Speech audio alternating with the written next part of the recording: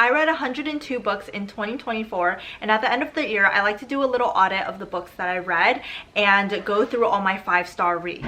And I go through all of them just to see if there's still 5 stars in my mind, because 1, recency bias definitely exists. And 2, I think we should normalize changing our opinions on books after we think about it more, or more information on the book comes out, or on the author, or we view it through a more critical lens. And after my audit, only 7 books were truly 5-star reads for me that I can fully recommend. So let's get into the 7 books that were 5-star reads for me out of the 102 books that I read in 2024. As a big romance reader, very rarely does a romance book take me by surprise the way that The 7-Year Slip did. This was unexpectedly refreshing and emotional and beautifully well done with such a unique story. It's about Clementine, who inherits her late aunt's apartment, but it's a magical apartment that travels 7 years into the past and 7 years into the future, and she ends up meeting a man that is 7 years in her past. The story combines New York's fine dining food scene and food in general, and magical realism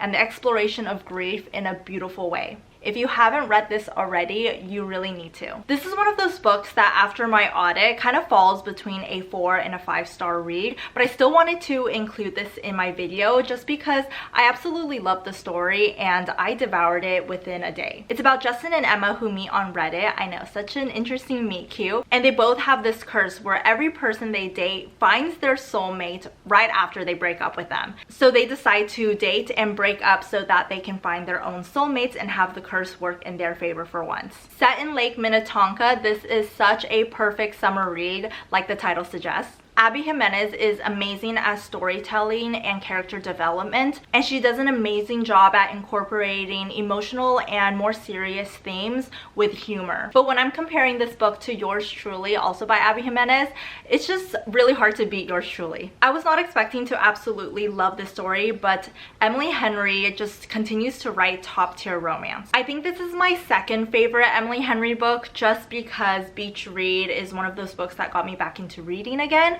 So that will always have a special place in my heart. But I love Funny Story's premise, which is about Daphne, whose fiance leaves her in order to be with his best friend. And without a place to live, Daphne ends up moving in with her fiance's best friend's ex-boyfriend. I know, it's a whole lot of messy, but somehow with such a ridiculous situation, Emily Henry is still able to write a realistic and raw story that will gut you from the inside out. Also, the best way I can describe Miles, the male main character, is a tattooed golden retriever, and if you understand that reference, you just get it. You need to read this. Before I talk about this book, you should just know something about me. I absolutely love Ali Hazelwood's STEM romances. They also got me back into reading, and as someone in STEM, I have loved being able to connect to the stories and the main characters in a way that goes beyond the romance aspects. I understand they're not for everyone, but I devour every single one of them. Not in Love is a STEM romance, but it is very different from Ali Hazelwood's other works.